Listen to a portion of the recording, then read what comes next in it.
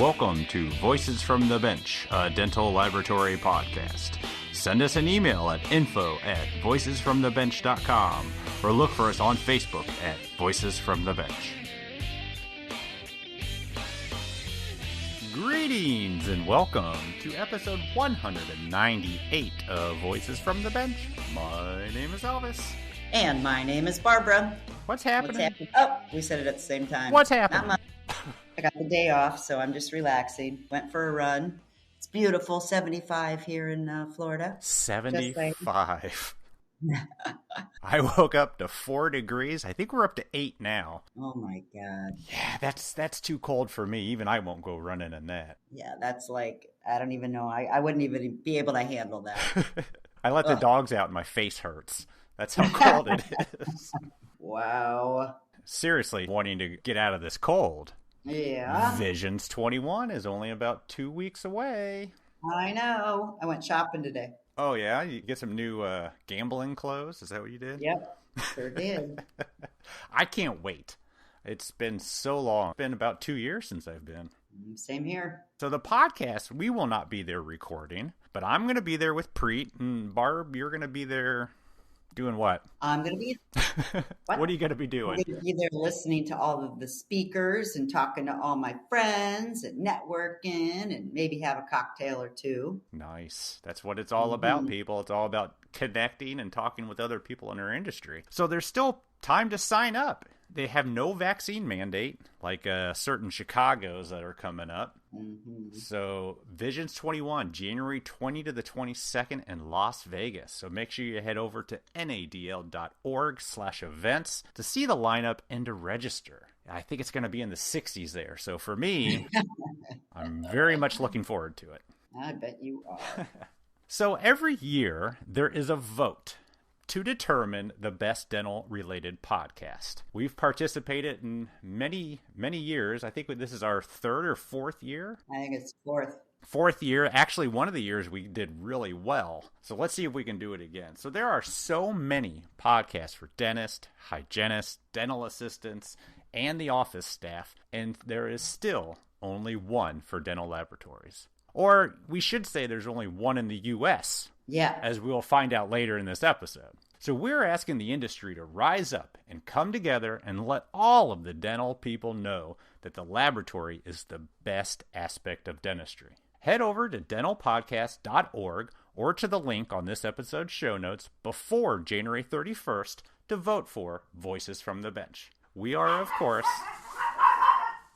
And the dogs say, go for it, everybody. We are sure for us. We are, of course, at the bottom of the list. Now, you can vote for up to 4 podcasts, but sadly, you can't vote for ours 4 times. So please tell everyone in your lab to vote, and let's show these others what we are all about. How many times have you voted, Barb?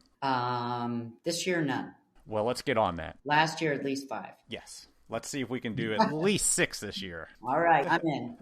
So a while back, we found out that there's a dental laboratory podcast in the UK done in Portuguese. It's called something I really can't pronounce, but it loosely translates to Talking at the Bench. And it turns out that one of the hosts speaks English, so of course we invited him on to talk about his podcast and about dental laboratories in Portugal. Now, we had no idea how amazing Hugo Sousa is. Nice job on the name, Elvis. Thank you. I listened to it at least 6 times. He's not like other lame hosts of dental podcasts that you might have heard of. This guy is in the process of getting his PhD in dental technology. I mean, how cool is that? Hugo comes on the podcast to talk about getting into the industry, going to a university in Portugal that was actually started by a bunch of Americans, then going to Japan to continue his learning, and then now he's teaching at the university and, of course, hosting his podcast. He's doing some amazing things that's really interesting.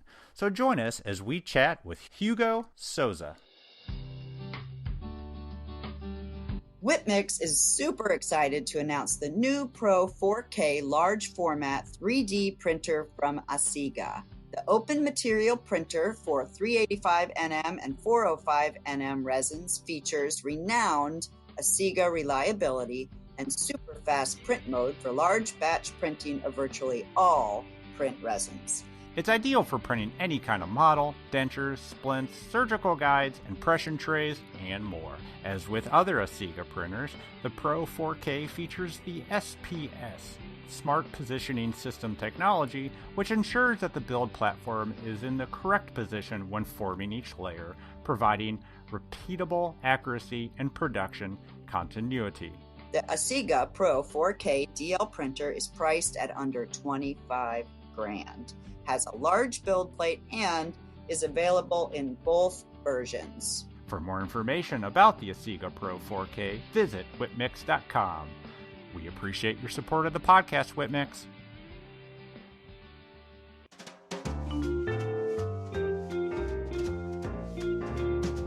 Voices from the Bench. The interview. We are super excited today to welcome a fellow podcaster in the world of dental laboratory technology, Hugo Sousa. How are you, sir? Yeah, close enough. Close enough. That was a Z. Sousa. Sousa. There you go. I need to stop asking people how to pronounce it because I just get it wrong anyways. Hugo, how are you, sir? All amazing here. All amazing here in the UK. Yeah. In the UK. So we've mentioned your podcast before. It's a Portuguese podcast, but you're in the UK. Yeah. So this is like an interesting dynamic. But first, do me a favor. Pronounce your podcast for people, because I remember when I tried, it was terrible. Well, my podcast in Portuguese is Conversa Bancada. Well, it's basically more or less the same as you guys have, right? It's just the dental technicians talking about the profession, and we try to go more into the root of actually listening to their careers. We don't talk that much about maybe dental techniques or what kind of porcelain you use, or we don't go into that route. We try just to listen to the stories. We just want to give a voice to the dental technicians, a bit sitting on and you know exactly how it is. You just sit on your bench your whole life, and no one knows anything about your stories. So we try to just give a voice to the dental technicians in the country. At the beginning, when I had the initial idea, I had a quick look online, and I didn't find any dental podcasts in Portuguese. And when I looked at the time, I said, let's see if there's any dental podcasts in the UK. So I couldn't find in the UK or Portugal. Really? But the very, very beginning, I was thinking, okay, what I can do is I'll do one episode in Portuguese and one episode in English. So I'll do for both.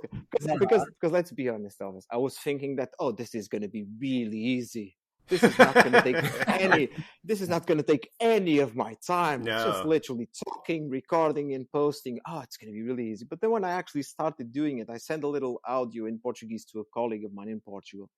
So look, I did this introduction. What do you think? Do you think it's a little project we can start? Say, it sounds amazing. Let's do this. Then when I did the first 2 or 3 in Portuguese, I started thinking, I'm not going to do the one in English. I'm not going to do the one. It's going to take a lot of my time. After like a week or two after doing the first recording, I think, I started thinking, no, wait. At some point of my life, I actually listened to a podcast about dental technology. Because like I was mentioning, I listened to your first episodes in 2018.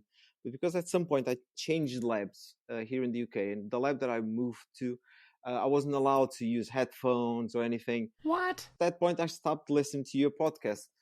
So I think that in the back of my mind, I think that your podcast had a lot of influence in my, let's unquote, idea of starting a podcast. Wow. It's great. Our podcast started from an idea from another podcast, too. This is how it grows. I'm curious, what does the title translate into English?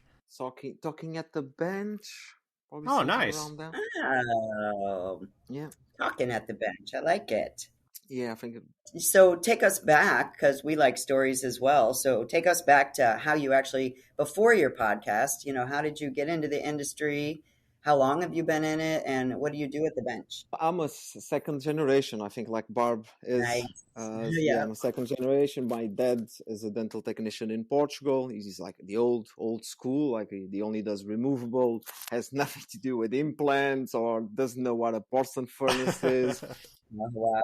He still uses the same flasks he used when he started working in the early 80s, the same machine, the same thing. And at some point I was looking into, I need to find something that I'm going to go to uni, but I need to find a career. And my mom had the idea of actually saying, why don't you just go to uni, do the course, and you come back, sit on What is your uni? University. Sorry. Oh, okay. Sorry. Yeah. Yeah, okay. Just want to make sure. Yeah. So I just go to university, come back to their hometown, and sit next to your dad, and just take over the business. But when I actually went to university and started learning about porcelain and implants, and you start learning about all of that, and you think, "Ooh, this is a world a lot bigger than I thought." So I fall in love at that point with the dental technology. This was 15 years ago, around that time that The university had a dental technology program? Yes, we have 3 universities in Portugal with the dental technology course. The funny story is, and that you probably don't know, and I did write this because I wanted to tell you this. Yeah. At some point in the late 80s, beginning of the 90s in Portugal, the profession was the same as in every other country, right? You literally just learn the trade from your neighbor or your father or for some money, and you started working. So at that stage, Portugal wanted to make it more of an academic thing, right? So you actually need to go to university and learn the trade. So at that point, they applied for a project called Project Hope, which is a non-profit organization from the United States that helped countries improve the knowledge and the abilities and the tools in the health department in several countries. So the first actual professors of dental technology in Portugal that started the course were Americans. They were all Americans. They all came from, if I'm not mistaken, Ferris State University. Oh, in Michigan. Wow. Yeah. I think they started the course in, if I'm not 100% sure about the dates, but I'm not going to be that far, but it's around 85, 87. I think that's some technicians from the United States went to Portugal to start the course. At that point, what they did was students will learn dental technology in Portugal for 3 years. And then some of the students would travel to the United States for another 2 years to study to learn about health education sciences. So when they came back to Portugal, they actually had the skills not only in the lab and in education as well to slowly take over the course, while the project Hope would start slowly step back and leave it to the students to run. So that's how actually the course started in Portugal at a university level. Mm-hmm. That's awesome. I had no idea. So were you one of the students that went to the USA for 2 years? No, that was like in the mid-80s. So way long ago, okay. Yeah. We still have, which I think it's amazing, the students that actually did the course are still there. A lot of them are still there running the course and trying to improve it. I think that the team that came from the United States to Portugal, they left, and I know the teachers there, so they actually told me this. They left a really good stepping stone. What they left there, the project and what they did was really good. And when they deliver it to the Portuguese technicians, say, look, here you go. Now you start running it. It was a really good project at that point, and they develop it, and it's a really good course. Dental technology right now in Portugal it's a really good course. Yeah. When I did mine was 4 years. I had to stay 4 years in university. Damn. Wow, 4 years. So take us through the 4-year course. So did you learn everything, or did everything? They specialize? Everything. Yeah. Wow. You learn everything from removable to implants to ceramics to chrome dentures, and then you have the normal classes like biophysics and anatomy, and you're gonna go through everything. When I left, CAD/CAM wasn't that strong yet, but I know that now the university right now they do teach CAD/CAM, and they have deals with some CAD/CAM companies that put the scanners and printers there inside the universities for the students to learn. That's fantastic. So Hugo, you probably know that here in America, the schools for dental technology, there's only a few left. Why is Portugal still going so strong? Oh, that's a good question. I find it fascinating that it was, Americans went over there, they built it up, and here it is decades later and still strong. I think the team that they left. I think the team that they left there, they were good students, and they became really good teachers with all the what they learned when they traveled to Michigan, and what they learned there and what they brought back. And the team was really good at that point, and they started to develop something really good there inside Portugal. There is on universities here in England as well that teach dental technology. I teach in one of them at Bolton University. Oh, no kidding. Wow. Once a week. I go there once a week to teach. And there are some universities here in England as well. I think that the university in Portugal, I think that it is a little bit better. There is a little bit better what they teach and how they teach it. But there is good universities here in the UK as well. And so Elvis doesn't get any hate mail. There's good dental technology programs in the USA as well. Oh, there's yeah, sorry. No, there's great ones. There's just not that many. Yeah, they're just closing. I should throw that in there for you, buddy. Thank you. I appreciate that. So in Portugal, are you required to go to school to become a dental technician? Well, it's one of those tough conversations, right? It's probably around the same as here in England. For you to be recognized and treated as a dental technician, and you can use the words dental technician, yes, you need to go to university and do the course and finish the course. Mm-hmm.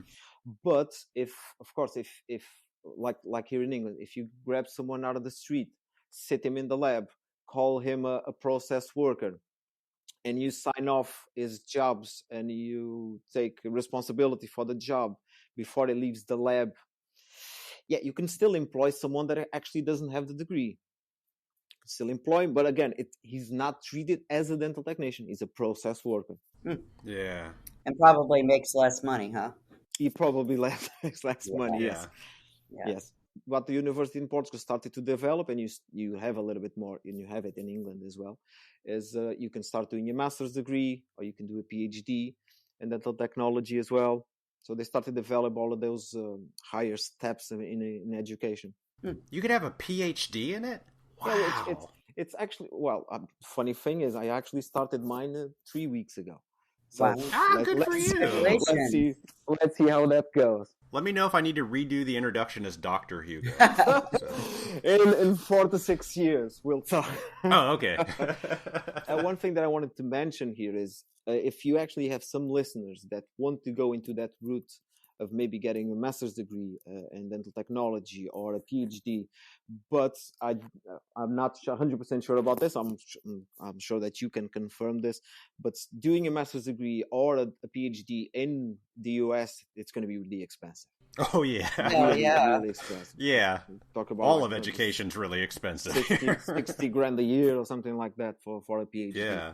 If someone in the US actually wants to do a master's degree or a PhD in, let's say, Portugal, which will be a lot cheaper, PhD will probably be 4 grand a year. Like that. Whoa! It is something that it's possible. So people that are listening and actually want to go through the academic route and university route and actually teach, or maybe for research purposes, they can do PhDs outside of the US in universities. Like in Portugal, there is some here in the UK as well. They will be a little bit more expensive. I did my master's degree in Cardiff University, which is a long distance course. It's 3 years instead of 1.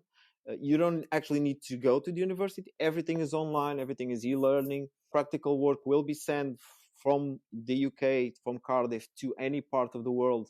You'll send the models. You need to do the work, send it back to get a mark. So you can literally do a master's or PhD outside of the US for a price a lot lower than what you can do in the US.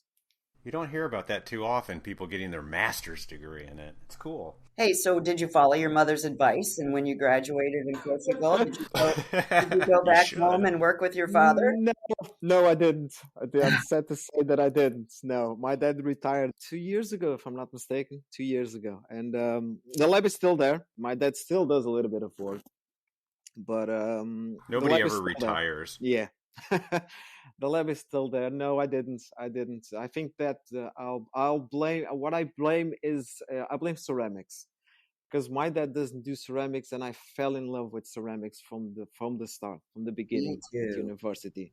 Yep. I absolutely loved ceramics. When I finished university, I went to a lab. I worked in metal for 4 years, so just the waxing of the copings, and still there wasn't zirconia wasn't a big thing then. So I was still waxing the metal bridges, opaquing, all the steps, and then I would give the metal to the ceramics to do all the layering of the porcelain.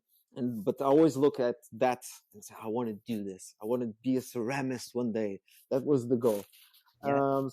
From there I moved. I was working in a lab in the middle of Portugal. I moved to Lisbon, back again to work in a big factory lab in Portugal. Which factory lab in Portugal is not the same as a factory lab in the US. Factory lab in Portugal is a small lab comparing to what you have there in the US. I remember that when I was working in a production lab in Portugal, it's still the biggest lab in Portugal. I had to do, I think it was 8 to 10 units a day. Wow. How many people were in the lab? Oof, it's a good question. I remember that probably around 10 ceramists. And that was a large lab. Wow. Yeah. 10 ceramists. That's the biggest lab in Portugal when I was working there. Yeah. So no, answering your question, no, I never went back to my hometown to work with my dad. But it's still a door that I keep open. Maybe one day, if we never know, I'll go back to my hometown, just do some dentures, get some money, and that's Call it a day. How did you end up in the UK then? Well, I ended in the UK. First of all, because I always liked the English culture. I don't know why. I don't know why. Maybe because of British music, British comedy when I was growing up. So I like that part of England. And it always made me look into England as an option in my future career. Well, maybe one day I'll go into that country to work. But because at that time I was already looking into more of the university, like a master's degree, and doing a little bit more at that academic level. And there weren't any master's degree at that point in Portugal in dental technology. And let's be honest, salaries in Portugal are a bit low comparing with the UK. I was saying, I'll go to the UK, I'll get some money, I'll get some money there. I'll invest in my education at that point. I'll do a master's degree, maybe a PhD or something. And then at that point, I'll come back. I'll try to do this in 3 or 4 years. I've been in the UK for 7 years now. So it's, you start making your life abroad and new friends, buy a house, and all of a sudden you're like, oh God, I'm stuck in this country. Yeah, you're invested. Where exactly are you? More in the north in England, so close to York. Okay. I've been there several times. I fell in love with it as well at a very young age.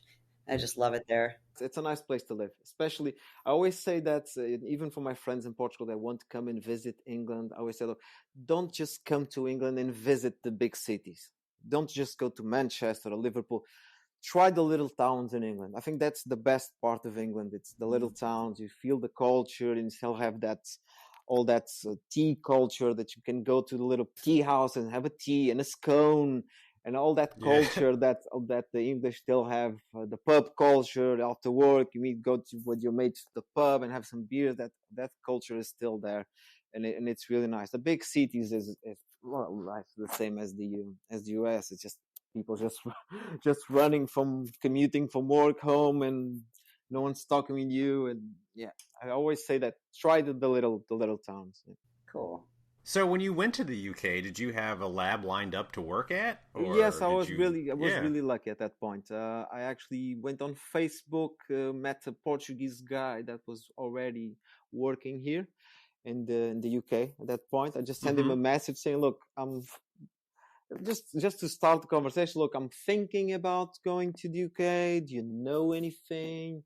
Is there any lab? Because at that point I only had like 1.5 years of experience as a ceramist. I was like, look, is there any lab actually looking and giving opportunity? Someone starting in the Crown and Bridge department, and he actually had a lab that he knew. He was doing some part time there in Birmingham. Yeah. So I came to the UK just for a bench test, which supposedly was meant to be 2-3 days bench tests, something like that. I ended up staying the whole week in the lab, working. The lab was really busy at the time, so you know how labs are. You start at 9 and you leave at 10 at night. No, I don't know anything about that. Yeah. It's just sorry. It's just here in the UK. Oh, no.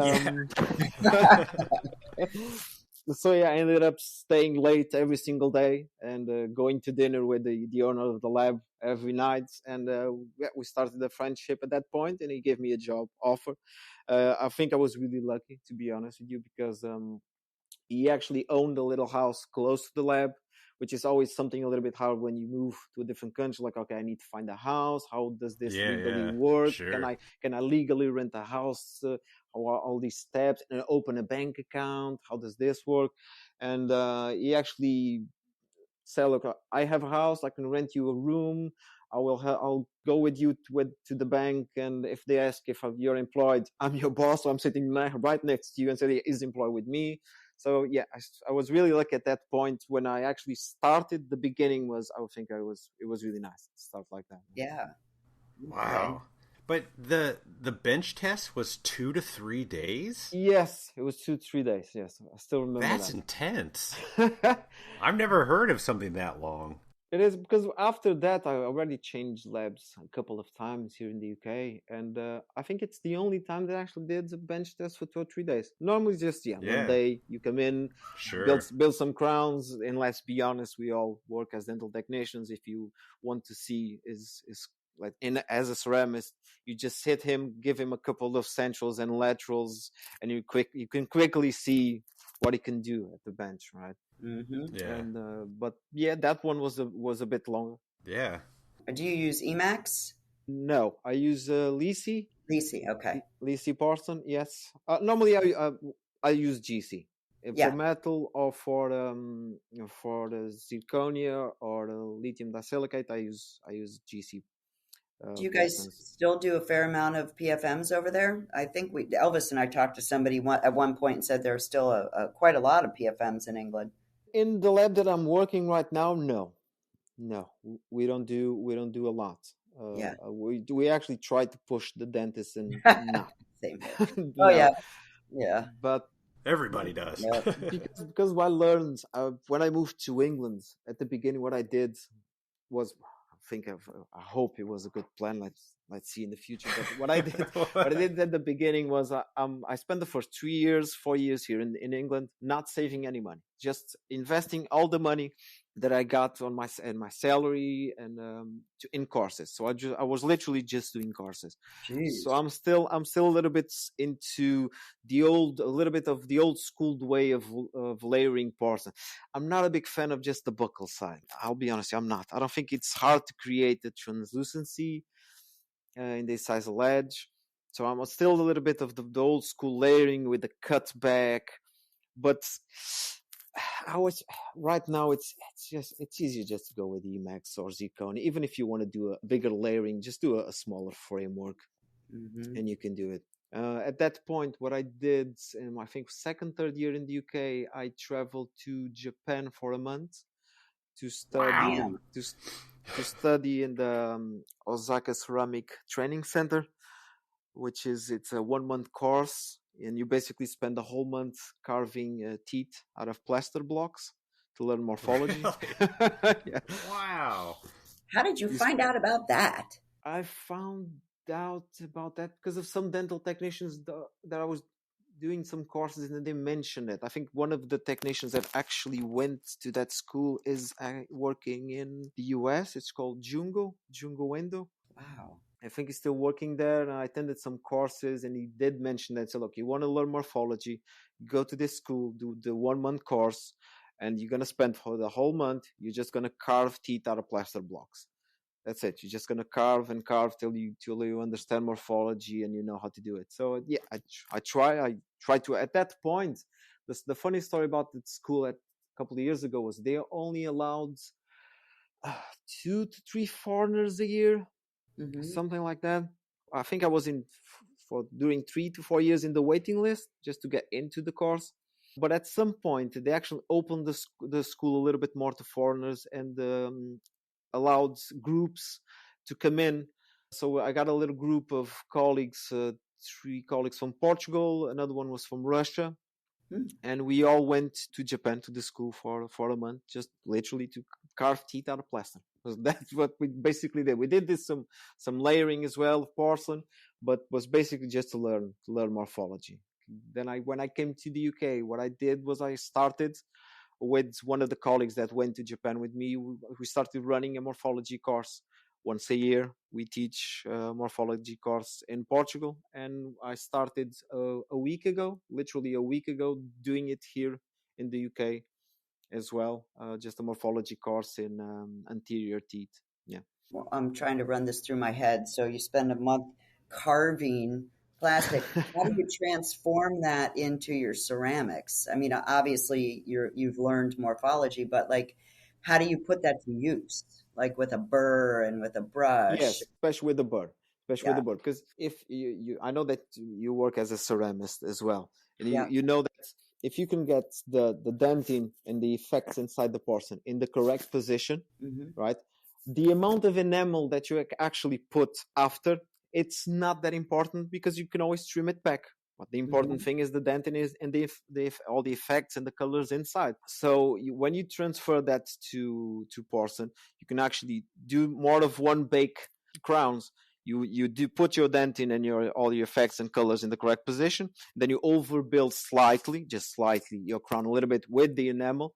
And then you spend a little bit more time trimming to get that shape. And because you spend so much time carving out of plaster, it's good in terms of, for example, in terms of texture, which is something always hard to do because you spend sometimes with your instrument actually learning how to do and carving the texture. Then to transfer that information into something like ceramics makes it a little bit easier as well.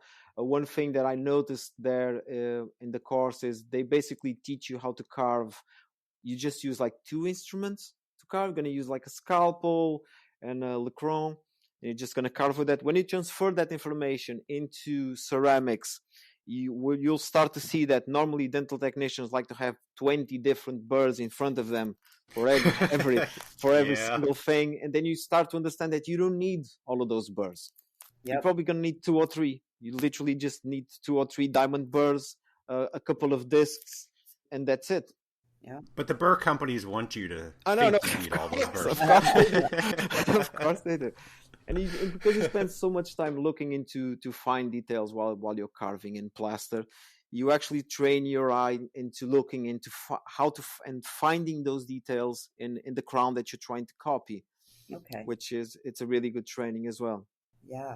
When you did it in plaster, did you do it bigger than a tooth, or did you do it you do it exactly the same size. What they do give you a box with a lot of different teeth, and the size, the normal size, which are copies from natural teeth and plaster, and then they give you a little block, literally a little block, and say, look, now just copy this. Which was basically how the course, which is funny, that's exactly how the course started. We came in and we think, oh no, they're going to give us a nice presentation, how to do this and that. And then say, look, no, here's a block, here's a tooth, here's a knife, go. Holy moly. I think I could teach this course. Wow. And then after you do 1 or 2 and you learn how to do the big cuts because the initial cuts are just removing all the big excess of the plaster, right? And then you get to that rough shape, which all central will have more or less the same shape, the rough shape.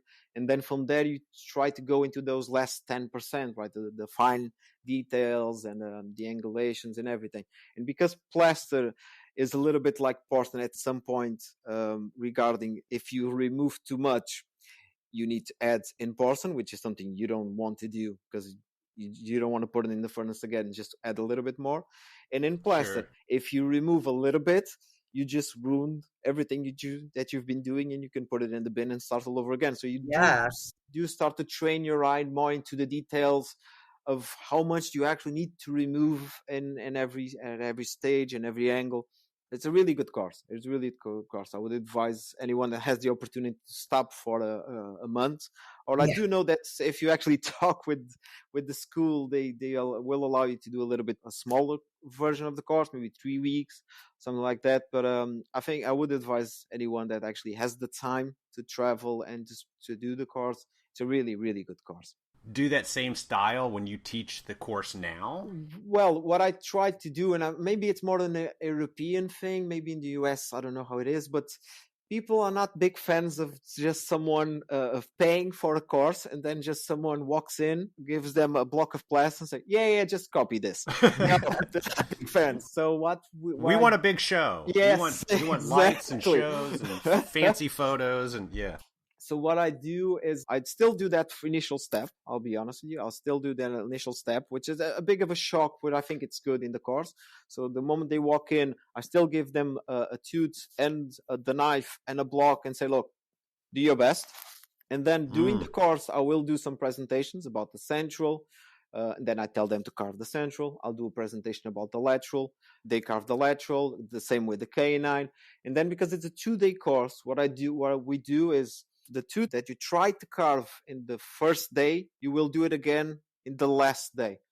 So you can compare the evolution you have all through the course. The presentations, what I normally do is something a little bit more interactive. I try to connect the presentation to everyone's cell phone, so they can actually be answering questions on their cell phone while I'm doing the presentation. I'm asking questions, they answer with their phone, and they see a little bar graph of their answers. Yep. So it's a little bit more interactive. But it's a good course. It's a good course. If at any point you're interested, probably Barb for the lab. If you want me do a little presentation about central, lateral, and canine, like an hour and a half, I would be more than happy to do that. Love that. Love that. Cool. It's a really good presentation. It's more about that last 10% of morphology. We're not talking about the distal incisal, the distal incisal edge of a central is more rounded than the mesial. No, we go more into the details. Why is it like that? Where does the lobe end? Where does the lobe start? It's a good course. Yeah. Wow. Yeah, sounds like you need to offer this to a lot of people. I'm always a bit concerned. I'm always a bit concerned that people are not interested in doing it. Maybe it's just me in my head. But I never started the course here in the UK. I just, like I was telling you, I just did it a week ago. And it was just for inside the lab. I didn't do for people outside. Oh, I see. Yeah. But I'm always a bit concerned that, will people actually like this? But I always get really good feedback. Good feedback because there isn't a lot of courses that actually go more into the details of morphology. Yeah. And let's be honest. So important. Morphology is something that even if you buy 100 books, you're not going to get better. Morphology is practice. Yep. You need to practice. There isn't, just because you have a lot of books in your house and you read them, when you sit on the bench with the handpiece in your hand and the crown, it doesn't matter if you read those books. You don't have the practice. So it's good for that you can spend some time practice. And we try to do that in the course. Just sit people and say, look, just carve, just practice. I'll be here. I'll be guiding you. I'll be calling your attention to this little error that you did, to that little thing that it's working, but you need to practice. Wow. So what's the school like now? What kind of attendance do you have in your class? In the university here in the UK? Yeah. Right now we have, so this year, let me think, we probably had around 28 new students. Around that. Nice. It's pretty healthy. Yeah. Oh no, it's good. It's good. I think unfortunately it's not enough. Never is. I think I think it's a problem all around the world. I do listen to your podcast, and everyone mentions it in the US as well. Yeah. There's a lack of dental technicians. There's a lack of dental technicians here in the UK as well. We do struggle to get good dental technicians. Now the UK is going through it's through Brexit, right? And the borders are closed to people from Europe coming in easily to the country, which makes it a lot harder for labs to find those dental technicians. So they're more dependent on what's coming out of the universities, which I think will be a big problem in the UK in the next couple of years, to actually have technicians to work. I always believe, and I always tell my students, that looking from the positive point of view, if you're already inside the country and you have a degree and some experience, you can probably look into getting a good salary. But looking at it as from an employee point of view and labs that actually employ a lot of technicians, it's going to be hard. I do believe it's going to be hard here in the UK. So when you teach your students, like, how do they find their way? Have you ever had that conversation with them? Do they know people who know people that are technicians, or? Well, I think most of them, they learn about, they probably want to go into dentistry, but they don't have enough grades to go into dentistry. And then they think, oh, okay, what's next? And they go into dental technology. Of course, there is always people that actually come from families of dental technicians. I have a couple of students this year that came into dental technology because they want to do, and I apologize if I'm using the wrong word here, but those grills, I think it's grills that the rappers have with the yes. I have two students that came into dental technology because that's what they want to do in the future. And I was laughing. I was like, do you really think that's what you're going to learn in a dental technology course for 3 years? Well, at least they'll look decent. No, I totally and accurate. At least it's someone that actually knows what they're doing. Yes, I do agree with that. So we do get a little bit of everything. Yes, it's. I think it's all around the world. Dental technology it's still that kind of profession that it's not well known, right? Everyone still thinks that the dentists are the ones that make the crown or they make the dentures. Yep. So our job is still a little bit hidden in the shadow, and no one knows anything about the profession, which is a big problem in terms of university and in the academic field as well. Because if you look at a lot of what's done in terms of research, most of it's still done by dentists. Because the ones that actually do the master's degree and have the PhDs and do the big research, everything is still done by dentists, which is sad because our profession has been around for a good amount of years, 20, 30 years now, especially at university level. We do need more and more technicians that actually go into these high academic degrees so they can start doing the research, and not only doing the research, but guiding the future dental technicians into those research fields. Because if I look at my situation right now, doing a PhD, in 3 to 4 years, when I go and try to defend my thesis in front of all the PhD professors, probably 95% of all the teachers in front of me looking into my research paper, they will be dentists. They won't be dental technicians. So it's good to build that team, that group of dental technicians in the higher levels of a university. I think it's amazing. I had no idea it even existed that you could be a PhD in dental technology. Are there a lot of them over there? In Portugal, I think there's only 2. Really? Portugal, I think there's only 2. In the UK, I'll be honest with you, I just started teaching at Bolton University a year ago. But inside that university, we have one PhD dental technician, and he's from Greece.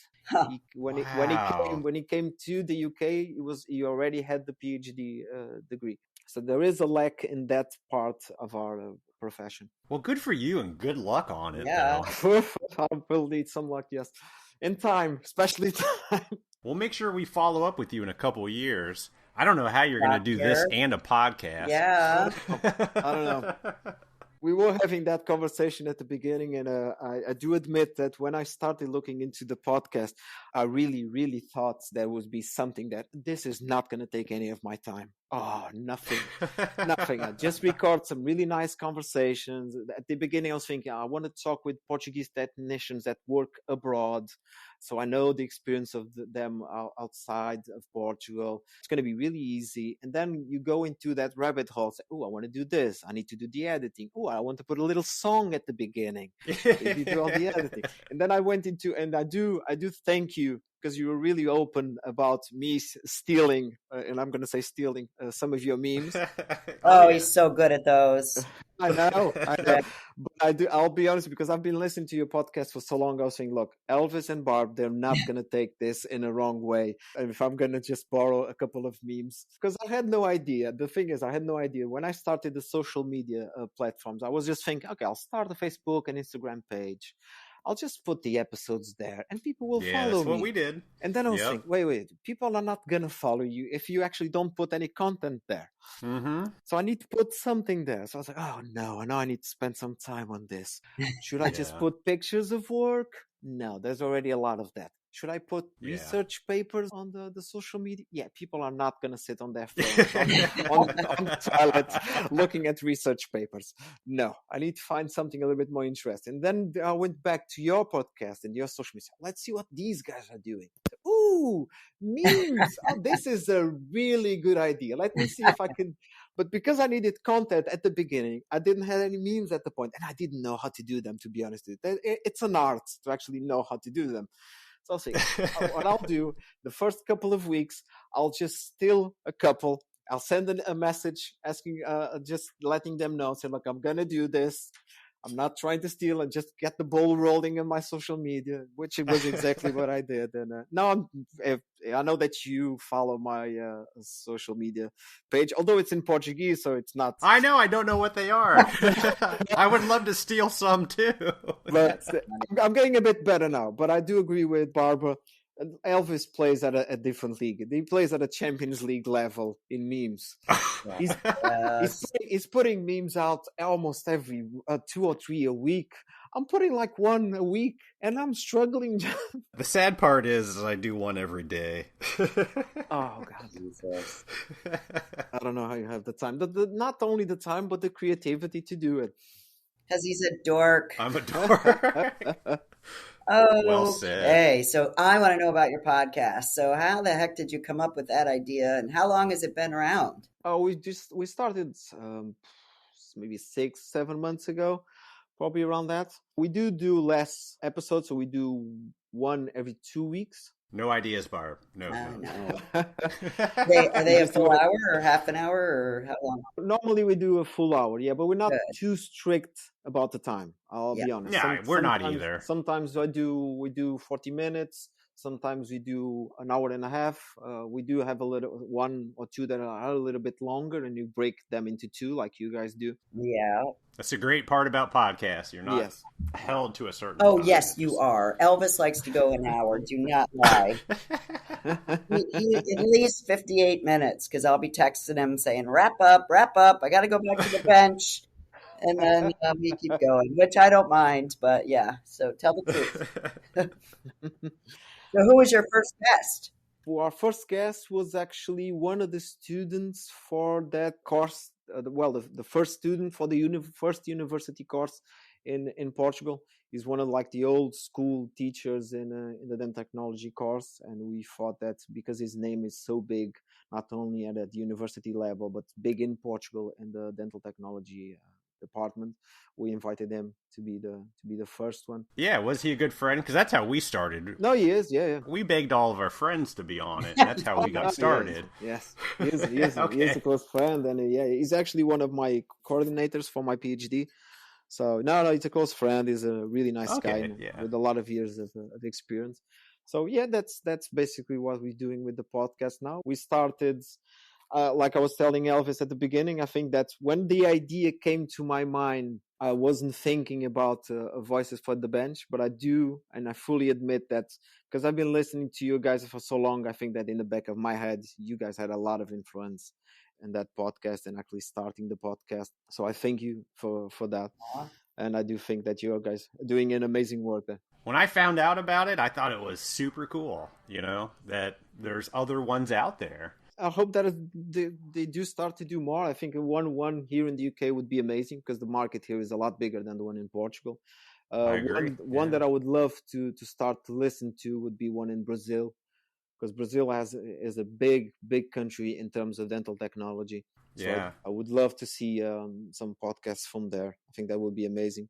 So who's your co-host? My co-host is a Portuguese dental technician. He's in Portugal because I was doing the podcast in Portuguese and interviewing dental technicians in Portugal. I needed someone that was actually in the country. Yeah. So, and he's a close friend. He went to do the course with me in Japan, and we've been friends for a lot of years. And I was thinking, okay, I'll invite him. Just see if he wants to do it. If not, I'll find someone else. And he was really excited at the time to do it, and we still do it. he's always busy. His life is a bit crazy with the lab, and he has 3 kids and teaches at a university as well. So his life is a bit crazy. So one thing that we tried to do at the beginning was actually prepare all the interviews and asking people for their CV so we can prepare some questions. And now we're a bit more like, let's just sit down and see what comes out. Yeah, that's how we roll now. Exactly. We started the exact same way. We had lists of questions, and and we were super anal. Yep. We were super anal about and rusty. And rusty. And then we quickly found out if you go into an interview with 20 questions and you get through the first 3, the conversation went wherever it went. Yeah. And you never got to the last, 18, 17 questions that were left. Yeah. So we just stopped doing the questions and just let it go. And yeah, that's the way to do it. One thing that we do a bit different, but we do have 2 questions. We normally have 2 questions that are the same to everyone at the very end. We keep that from the first episode all through the podcast. And what is that? We end let's see if I can translate it into English. So we end the podcast with a question that roughly translates into, was this the professional path that you wanted to do in your life? And what's your hobbies? So we've been talking about dental technology the whole time. What do you actually do outside of the dental world? Oh, I like that. That's a great question. So people know a little bit more about that person outside of all this professional career and what he does, and just get to know them a little bit better. Yeah, and then the crazy people like us who do dental podcasts in our free time outside of doing dental work. Yep. We don't get away from it. I know, because I do have some people that we interview that say, "Oh no, when is it time that someone interviews you guys?" Yes. It's time for you guys to be interviewed. And I always think, well, the moment they turn to me and ask this question, so what do you do outside of the lab? So, well, I do the podcast, I do the university, the PhD. So it's still dental. It's still my part-time is still, it's sad to say this, but it's still dental. It's still related. I make dental memes. I do, yes. That's the fun part, yes. That's when I'm doing something fun. I'm doing dental memes, yes. So do you guys have like a set day that you always record on, or do you just try to fit it in? No, we record on Sundays at around 8 at night, 9 at night. So when people already finished their weekend, put the kids to bed, the moment they're sitting in front of their sofas just to watch a little bit of TV, we try to convince them to have a little conversation with us for an hour. Yeah, we try to program maybe 4 in advance. So every 4 episodes we sit down, we choose the next 4 technicians we're going to interview. Then we send some messages, some emails to organize everything. At this point, we didn't have anyone that actually said no. It probably happened to you guys. Some people, it's a bit harder to actually manage to organize a day. So we move it, and all of a sudden just say, look, it's not going to happen. Might as well just bring someone else. But actually someone saying, no, I don't want to do it. No, we didn't have anyone. I think everyone loves the podcast, and everyone wants to talk a little bit about their stories and the dental world. There's always a couple of questions that you can always ask that will lead into a conversation, at least for 15, 20 minutes. If you're interviewing maybe an older technician, been doing this for 20, 30 years, and you ask them, so how do you look into the dental world right now with all this CAD/CAM, and where do you think it's going, dental technology with all of this CAD/CAM and printing? That starts a conversation that lasts for another 20 minutes. Oh, absolutely. That's always, it's a safe question. Yeah. You start to learn the questions that will get balls rolling. Yes. Absolutely. Yeah. Yeah. I can think of less than 5 people that have said no to us. And it's various reasons. It's not like they don't want to. It's either that they can't, depending on where they work or who they work for. Yeah, true. Or they don't feel that they can add to it. And it's so untrue. Just some people are nervous. But other than that, I mean, I'm sure just like it is for you, it's super easy to find guests because everybody loves to share. I mean, it's just such a great community and industry that it's just nobody doesn't want to participate in it. Yep. And you can find in different sectors. It doesn't need to actually just be a dental technician. A couple of weeks ago, because we have a dental magazine in Portugal. Oh. It's called Lab Pro. We have a dental magazine in Portugal, so you can interview the editor of the magazine. So how did you start with this idea of the magazine? How does it work? Do you actually go to the labs and do the interview? There's a lot of people that actually work. I don't want to say outside the dental technology, but around the people that just sit on the bench. The people that sell them the materials, the people that develop the materials. So there's just a lot of people, interesting people to talk that we have no idea, right? We just sit in the lab every single day, and then the magazine comes and you just open and read. And say, but how do they get into all of this material that they put in the magazine? Or how did they actually get into developing this new lithium disilicate framework? You can always go back to someone that's doing the research. Say, look, just sit here for an hour. Let's just talk. Yeah. We have a very unique one coming up here soon where we talk to a gentleman that does tattoos on people of dentures. Yeah. So, and he's not a technician. At all. It's just, hey, here's something that relates to our industry. Let's learn about it. And I thought it was a great conversation. Yeah. Because he taught me all sorts of stuff about tattooing I had no idea about. You guys had one interview that I'm still trying to do more or less the same in Portugal. You interviewed, I can't remember his name, and I apologize for that. Gentleman in the US that actually does like the fake dentures for movies, like the prop dentures for vampires and all that. I remember that. I'm still trying to find who does that in Portugal. So I want to interview that person, but I'm still struggling to find who does that. So you can find these people that do. It's kind of different from dental technology, but at the same time, it's still dental technology. Mm-hmm. There's a lot of good episodes that can be made outside of the normal dental technology field. So is it mostly in Portugal that you find all your guests, or do you have any that you have that surround you in the UK? So is it most of them work in are Portuguese. Okay. Portuguese technicians. We do, and I'm still open to do some, and I'll post this episode when it comes out on our platform as well. I do have an interview with one of English technician. It's all in English, mm-hmm. Which is the owner of the lab that I work, Steve Campbell. He's actually the president of the Dental Laboratory Association here in the UK.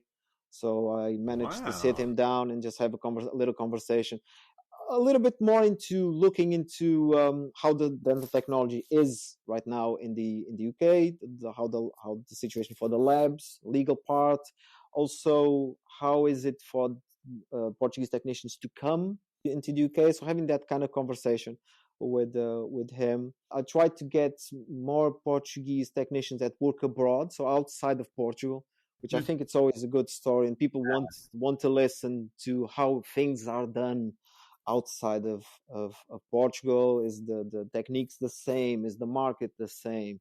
Do they use the same materials? Are they ahead in terms of CAD/CAM or not? So it's always good episodes as well when you get someone from abroad. I think you guys did interview a Portuguese dental technician this year. Dora, that's it, Dora. I remember. Dora Rodriguez, yeah. Does the All-on-4, lives in New Jersey. Yep, she was good. Yeah. Yeah, she was amazing. I need to bring her to the podcast as well. You should!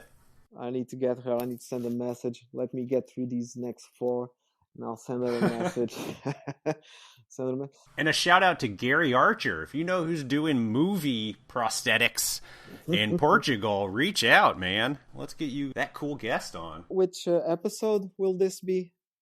Because I know you guys are getting close to 200. Yeah. I'm not sure yet. Amazing. 200. I don't know how you guys do it. I honestly don't know. I don't know how we do it either. Oh, God. And we still get along. But please don't stop. Please don't stop, because it's really nice. It's really nice to listen to your episodes, even for me, that a Portuguese dental technician living in England. You might think that people outside of the US are not interested in listening, but trust me, people are interested in listening to it and see how things are, not only in the US, but other people outside of dental technology, like you guys interview.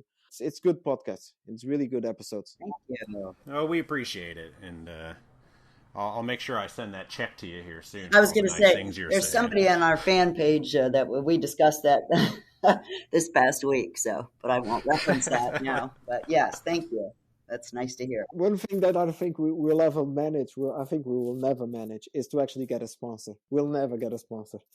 Don't say never. We're just too small. We don't have the reach that you guys have. Not only because you do it in English, which gives you a bigger reach than just in Portuguese, but our market is really small in Portugal. Really, really small. So we have like maybe 600 dental technicians in the whole country. How can you have 600 dental technicians but 3 universities that teach it? Well, probably have more. I'm saying 600. We will probably have more. I do admit. Just seems.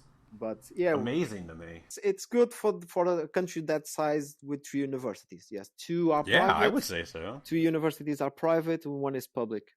Yeah, so 1 belongs to the government, because Portugal is a socialist country, so you do have free education.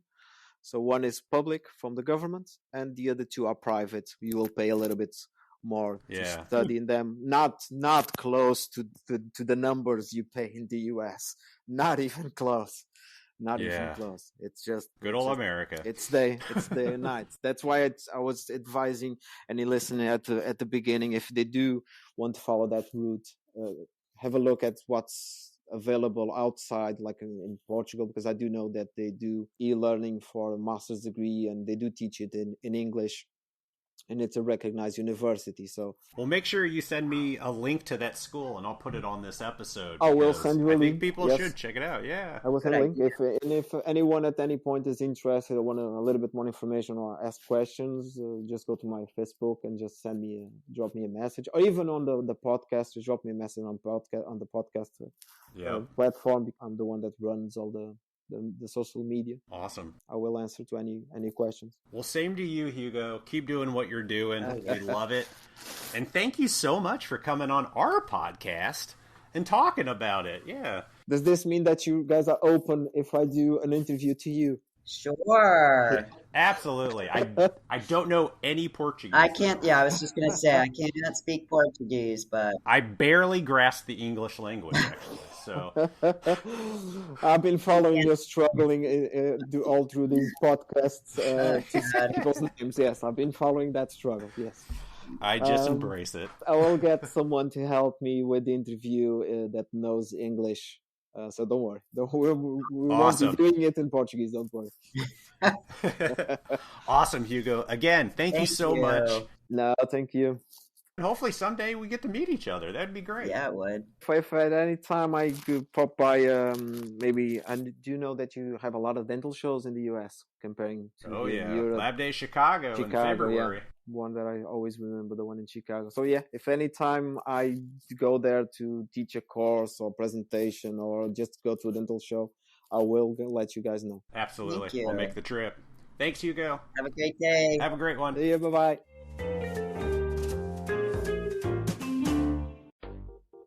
Did you know that most in-lab MCX5 users that have ordered burrs from Grow3X once keep on ordering Grow3X burrs over and over again? No way. You know what? I didn't know that. Why do you think that is, Elvis? Well, I think it's because Grow3X burrs are engineered by some of the same folks who have been providing burrs to some of the largest U.S. production labs for years. Did you also know that most roll-ins and DG shape users have no idea what they are missing out on? Well, I think I can guess what they're missing out on. You are right. Most roll-in and DG shape users have absolutely no idea how good and great Grow3X burrs are because they think that the Grow3X burrs are only for the in-lab systems. Well, they are wrong. To give roll-in and DG shape users the opportunity to find out for themselves how great the burrs are for their machines, Grow3X is now offering a buy 3, get 2 burrs free special. This is exclusively for Voices from the Bench listeners, you guys, so please go support them. So all you simply have to do is go to the Grow3X website. That's grow3x.com, click on burrs, then select Rollin and DG shape, add 5 burrs of your choice to your cart, click on checkout. Enter the discount code B3G2. That is B as in boy, the number 3, G as in girl, the number 2, burrs, and check out. That's awesome. You know what? We actually have a code, Elvis. Boom! That was easy, guys. Go for it. Free burrs, use them, and use them well. And we appreciate your support of the podcast, Grow 3X. Thank you. Big thanks to Hugo for coming on our podcast to tell us your story. If only I understood Portuguese, but I don't. It sounds like an amazing podcast that I would truly be interested in listening to. So be sure to check out this episode's notes, as we have included all of the links to check out his podcast and social media, along with the links to the schools that he was talking about, just in case you get inspired to get your master's or your PhD in dental technology. Thanks for all of you shared and all that you are doing for the industry, Hugo, and a good luck on getting your PhD. Really amazing. Are you going to go for your PhD, Barb? No. It's never too late in life to get that higher education. I think you can do it. I do like higher education, but I think I'm done for it for now. Yeah, I don't think I could co-host a podcast with someone with a doctorate. I would just look too stupid. I don't think I could do it. Never. I'd be too intimidated. But you could always. I could wait for you to do it. I'm good. And then I'd be hosting with you. I can barely sit through an hour-long show without falling asleep. There ain't no way I'm going to read a book. All right, everybody. That's all we got for you, and we'll talk to you next week. Yeah. Have a good one. Bye. Bye.